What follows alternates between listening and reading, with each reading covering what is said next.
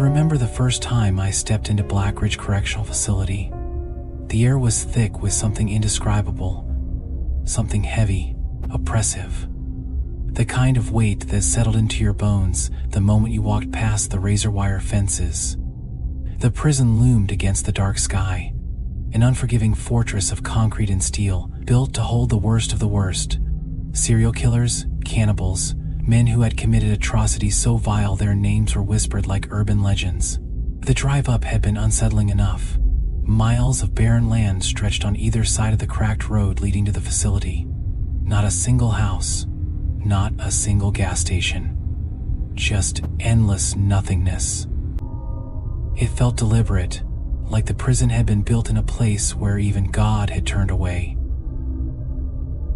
When the transport van finally stopped in front of the main gates, I hesitated for just a moment before stepping out. That hesitation would later haunt me.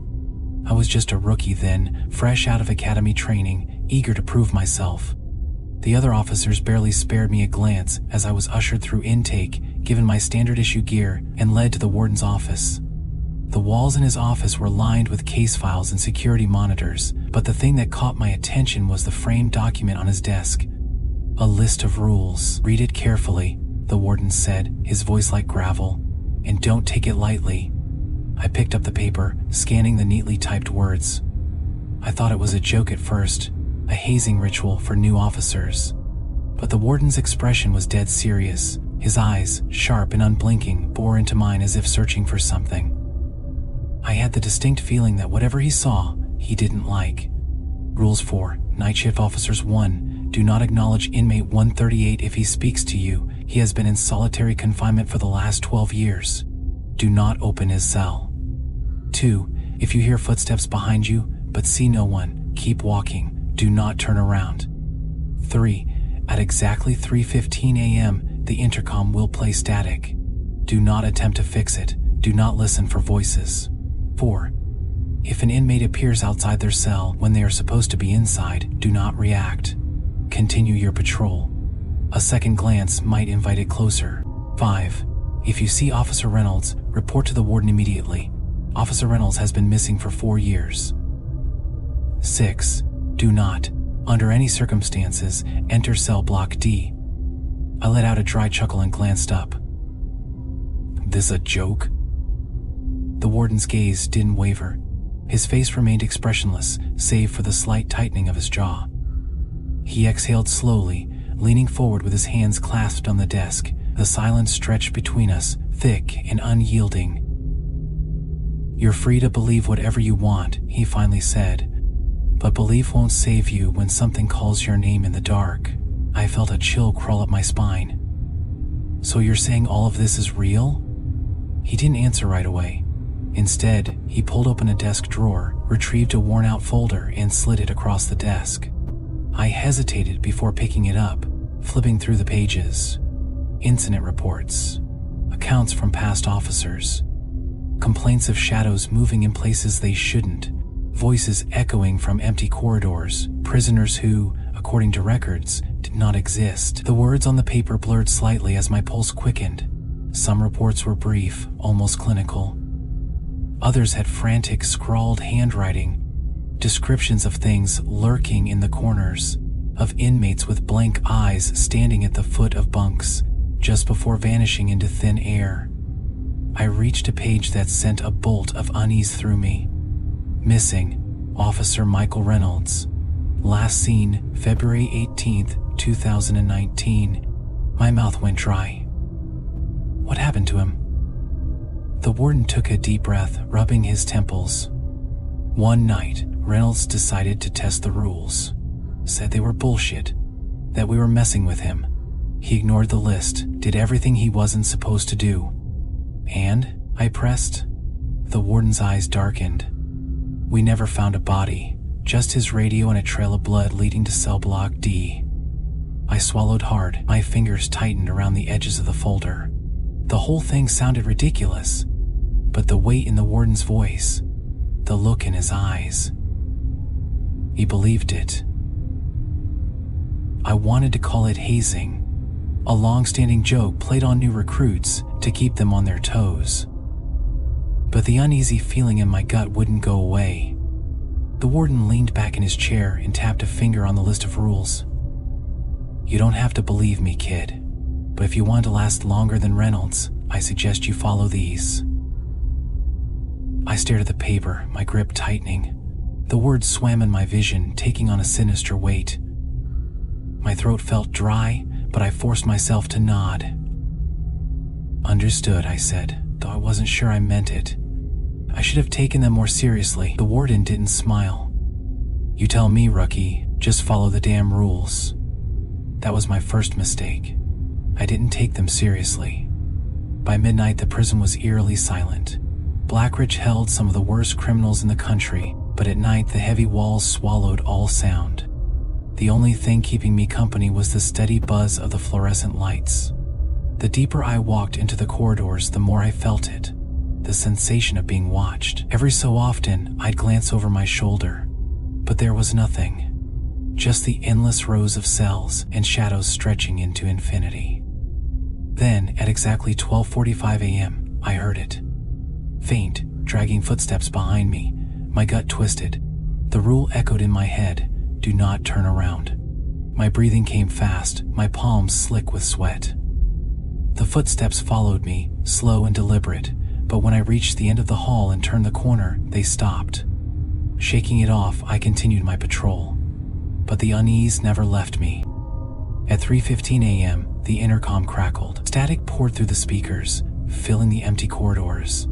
I froze, and then I heard it. A whisper buried in the noise. "Help me." It was faint, almost pleading. It wasn't possible. The intercom wasn't connected to anything but the main security office. My heart pounded as the voice changed, low, guttural. "You should not be here." I squeezed my eyes shut and gritted my teeth. "Ignore it, it's not real." The static continued for a minute longer before it cut off abruptly, leaving me in silence once more.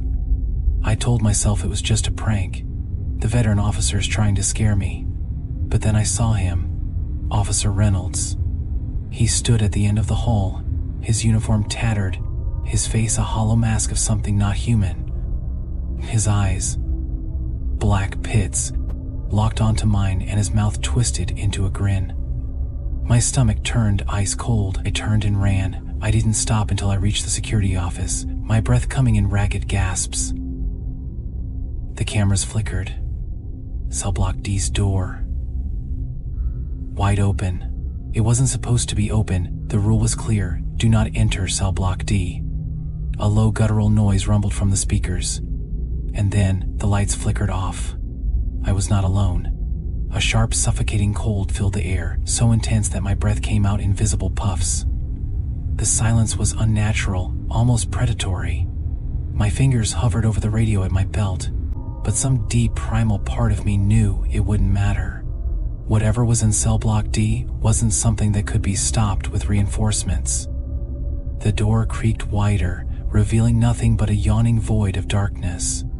The emergency lights flickered weakly, casting jagged, twitching shadows along the walls. And then, from within the blackness, something moved. A shape, human-like but impossibly tall, its limbs elongated in ways that defied anatomy. It stood just beyond the threshold, its face hidden in the shifting dark. But I could feel it watching me, studying me, like a predator savoring the moment before the kill. A whispering, wet and slithering. It wasn't words, not exactly. More like a collection of sounds that formed the idea of language. My knees locked, and I felt something pulse in the air, like the whole block was breathing with it. Then the lights cut out completely. I fumbled for my flashlight, my hands shaking so badly I could barely click it on. The beam cut through the darkness, landing on the hallway ahead. Empty. But I wasn't alone. The whispering grew louder, an overwhelming cacophony pressing against my skull, burrowing into my thoughts. I staggered back, gripping the flashlight like a lifeline. The rule echoed in my head, do not enter cell block D. And yet, somehow, I had broken it. A hand, if it could be called that, shot out of the dark, long fingers stretching unnaturally as they grasped for me. I let out a strangled yell and stumbled backward, barely dodging its reach. The light flickered in my grip, catching just enough of its form, distorted, skin stretched too tightly over bones that weren't quite human. My breath came in shallow gasps. I turned and ran. The corridors twisted in ways I didn't remember, stretching endlessly as if the prison itself was shifting. My boots pounded against the concrete, but the air felt thicker with every step, like I was running through water. The whispering followed me, seeping into the walls, into my skull. Then, ahead of me, I saw it. The security office. Safety. I pushed myself harder, my lungs burning. Just as I reached the door, my fingers closing around the handle, the whispering stopped. Silence. The hairs on the back of my neck stood up. I turned my head just slightly, against every instinct screaming at me not to. In the glass reflection of the office window, I saw it. The figure stood inches behind me, its face still hidden in shadow, but this time I could see its mouth. A jagged, gaping grin stretched impossibly wide, filled with too many teeth. My stomach lurched as it leaned forward, the breath from its mouth ice-cold against my neck. "You broke the rules." The words were clear now, no longer a whisper. A deep, resonant voice that rattled my bones. My body locked up, frozen in terror. Then, just as quickly, the overhead lights flickered back on, and the presence behind me was gone. I didn't hesitate. I yanked open the door and threw myself inside, locking it behind me. My chest heaved, my vision blurred at the edges. On the security monitors, the cameras flickered, every feed showing static, except one.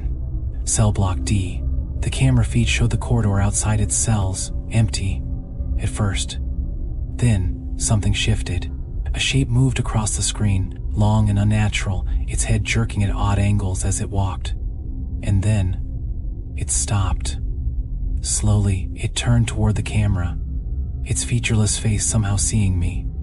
The screen distorted, the image warping, and before I could react, the monitor shut off completely. The radio at my hip crackled to life.